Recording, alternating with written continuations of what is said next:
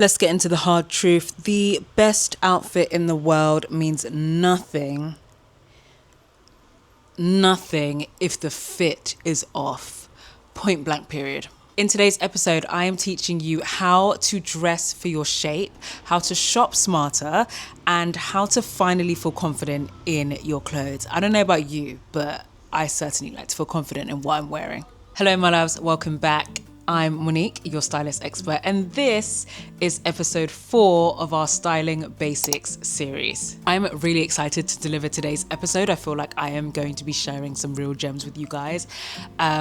Today hosts one of the most powerful tools in your styling toolkit: understanding fit, understanding shape, and understanding dressing to highlight you.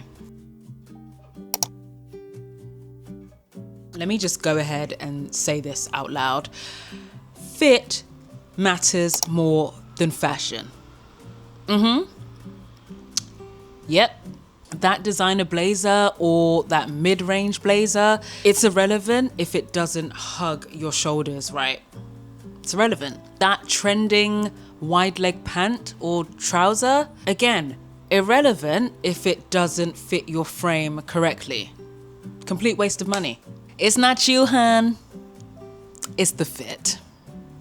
It's the fit. When clothes flatter your shape, you look polished, you look intentional, and you feel confident, right?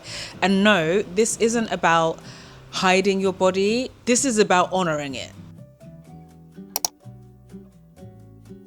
Let's go through 5 fit checkpoints that you can use instantly, whether you are shopping online or in store. All right, number 1 is the shoulder seam test, and this can be for perhaps your tops or jackets. The seam should sit right on the edge of your shoulder. If the seam is too high, it means that what you have on is too tight. And if it's too low, it essentially means it's slouchy. Number 2, waist fit. For your trousers, dresses, skirts, etc. Can you breathe? Can you sit down? These are some of the questions that you honestly need to ask yourself when you are trying on some of these pieces. Honestly, it helps. These tips and tricks. Your waist should fit comfortably snug, okay? What you don't want is this sausage-like fit, and you don't want your stomach to be squeezing at the waist and the seam of your jean or your skirt or whatever bottoms that you have on. You don't want the outfit to have a sausage casing tight fit or it to be gaping loose. Number 3, rise and length of your trousers. High rise often flatters the waist. Check how the length hits at the ankle or shoe. Pooling means hemming is needed. Number 4, sleeve and armhole fit. Armholes shouldn't cut or gape. Sleeves should allow full movement but still feel tailored. If you look here, I'm wearing this t-shirt.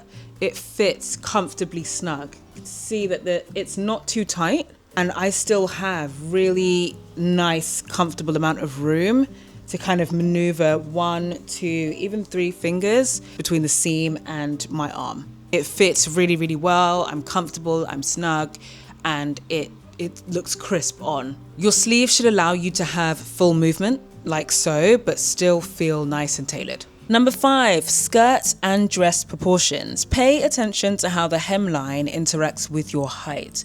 Whether mid, thigh, knee, or midi, small changes can totally shift your proportions. Okay, let's get into body shape. Now, this is not to box you in. This is just to give you a starting point. Remember, style rules are essentially just tools, okay? They are not there for you to feel and be restricted.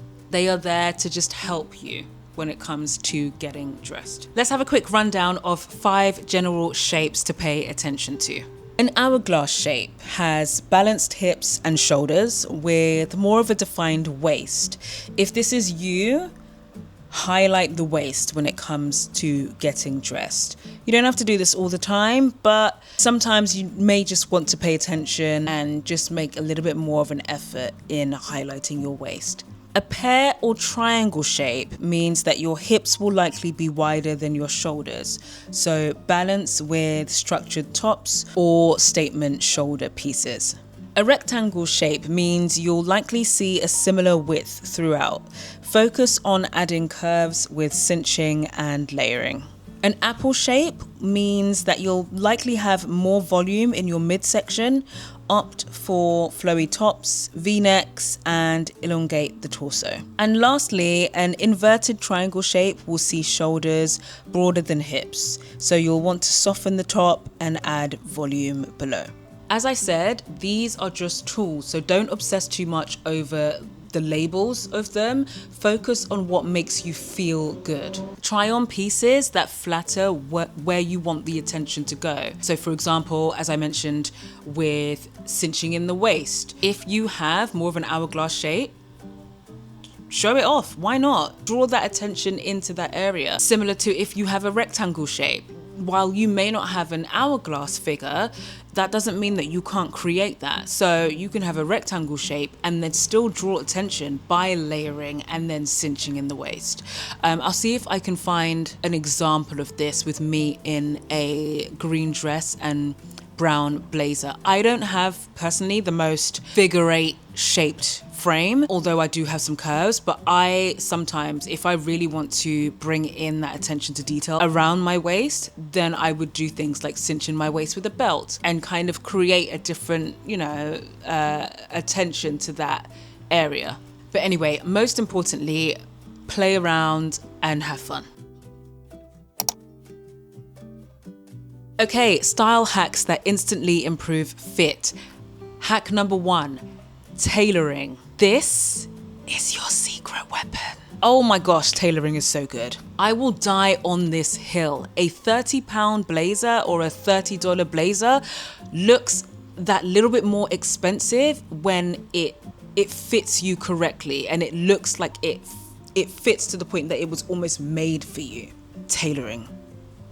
Tailor your clothes, guys. Tailor your clothes, trust me. Hack 2 is where belts can help to create shape instantly. So we literally just touched on this. You can use belts and help create shape. Cinch in at the waist for oversized pieces and just define your waist even more. Hack 3 is to tuck or roll strategically. A front tuck or a rolled sleeve instantly adds structure to your outfit. Hack 4 is to know your fabrics. This is so important because fabrics help to frame your body as well. Essentially, different fabrics sit on the body differently. And so it can help to create different shapes and frame your body in different ways. For example, some fabrics like jersey material will cling to you. Other fabrics like silk will drape off of your body. Others like denim simply hold the shape, and it also depends on the type of denim as well and the structure to the denim. But choose wisely depending on whatever your needs might be.